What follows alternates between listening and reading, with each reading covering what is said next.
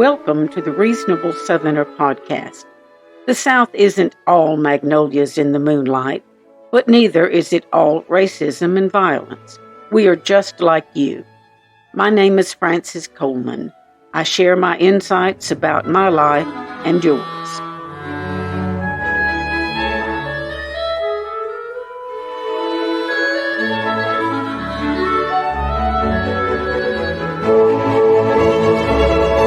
I guess we're all supposed to be grateful that our leaders in Washington have averted a government shutdown, for now. They did it by punting the issue to early December, barely 2 months away, when once again they'll tussle over funding the federal government. Thanks to senators and Congress members' so-called stopgap measure, the government is funded for now and will be able to pay its bills and keep sending Social Security checks to senior citizens.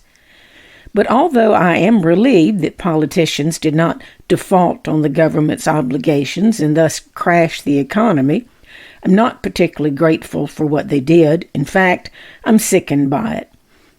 This wouldn't have been the first government shutdown. That occurred back in 1976, when Congress and the President began weaponizing the budget process.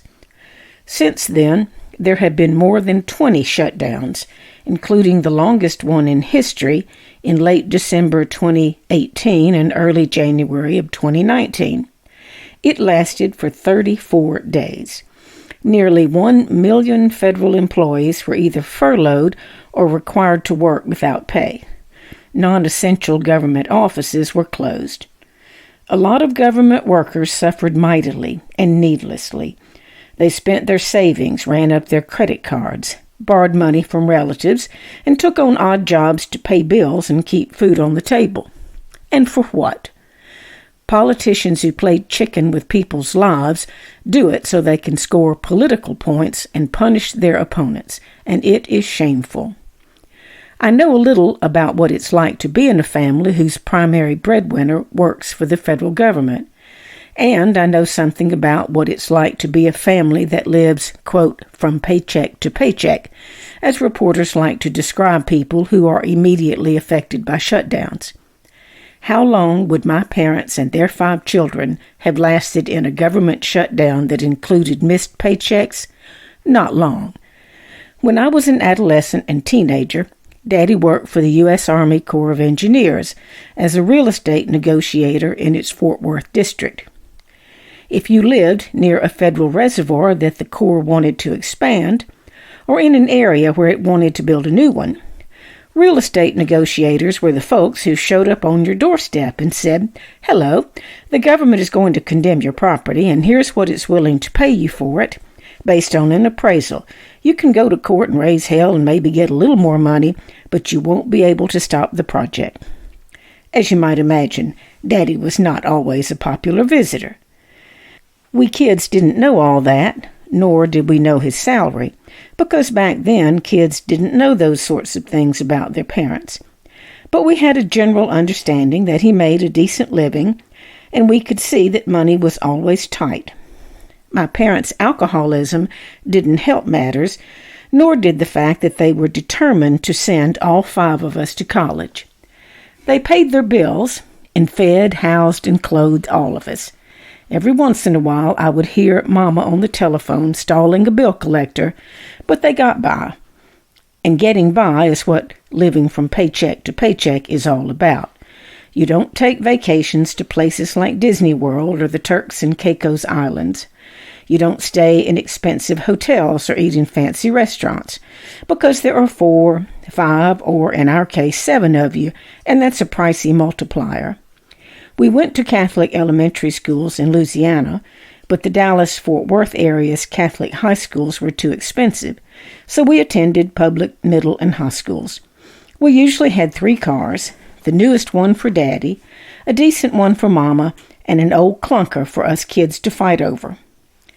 If cell phones and computers had existed back then, I suppose my parents would have figured out how to pay for them, but they wouldn't have been Apple phones and notebooks. The problem with getting by then and now is that a family's stability absolutely hinges on regular paychecks.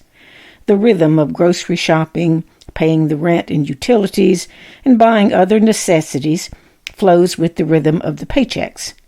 Paycheck-to-paycheck families may have a little money saved up, but usually not much, so the job is everything.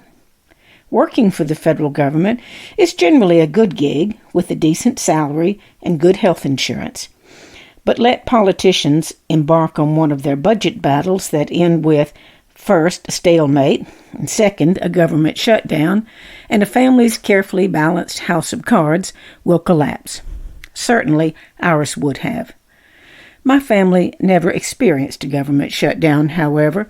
For all the political turmoil in the 1960s and early 1970s, presidents and members of Congress managed to cooperate well enough to pass bipartisan budgets and operate the federal government. When they won't fulfill one of their most basic responsibilities, or they threaten not to, then federal employees and contract workers are left holding the bag. Other Americans suffer too, as government facilities are either closed or operating with reduced staffing.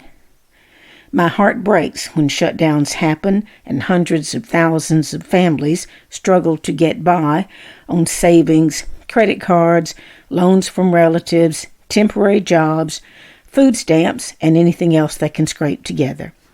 It doesn't have to be this way. It shouldn't be this way.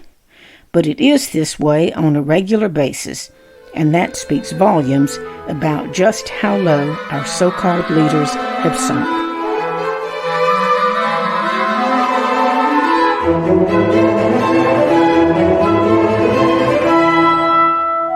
I'm Frances Coleman. I've worked for newspapers for more than 45 years, from Texas to my native Louisiana, and finally to my home near Mobile, Alabama. I've been a reporter, an editorial writer, a columnist, and an editorial page editor. I've commented on the BBC, been a guest on the Rachel Maddow Show, and had my column distributed nationwide. If you like this podcast, please follow it. It's free, and even if you don't like it, I hope you'll find it thought-provoking.